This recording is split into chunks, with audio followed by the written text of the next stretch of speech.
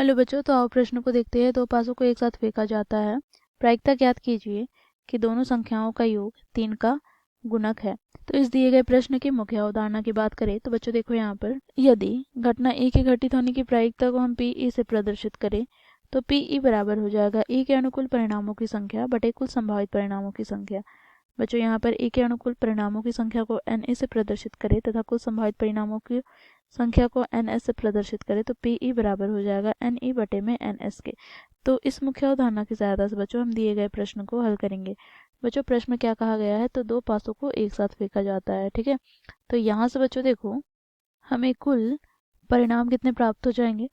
तो बच्चों देखो, यदि दोनों पासों को हम फेंकते हैं तो पहला पासे में यदि एक आया और दूसरे पासे में भी एक आए तो हमें यहाँ पर द्विक प्राप्त हो जाएगा 1,1 का। इसी प्रकार यदि पहले पासे में हमें 1 प्राप्त हो और दूसरे पासे में 2 तो द्विक हमें प्राप्त हो जाएगा 1,2।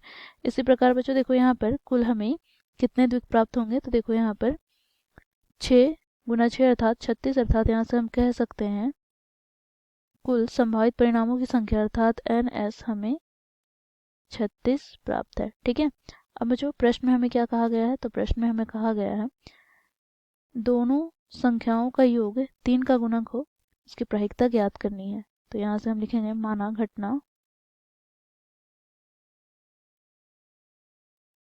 ई दोनों संख्याओं का योग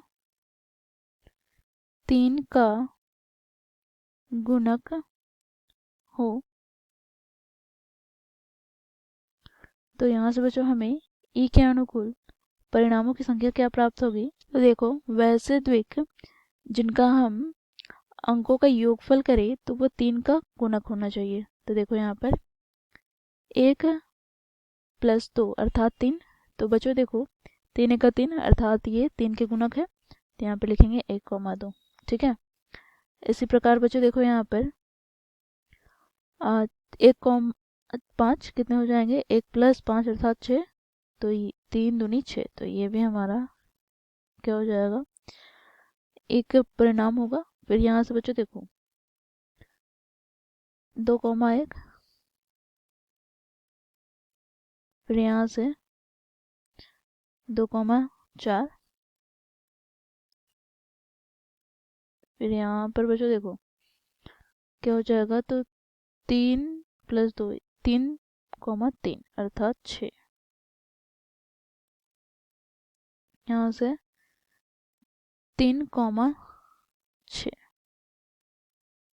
फिर यहाँ से 4,2, फिर यहाँ से बच्चों देखो 4,5,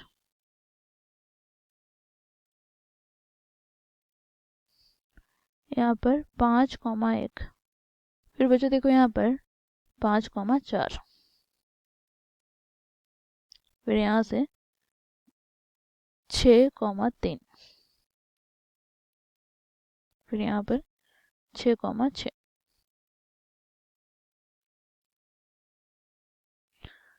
तो यहाँ से बच्चों हमें ई के अनुकूल परिणामों की संख्या अर्थात एन ई हमें कितने प्राप्त हो गए, तो कुल हो गए 12।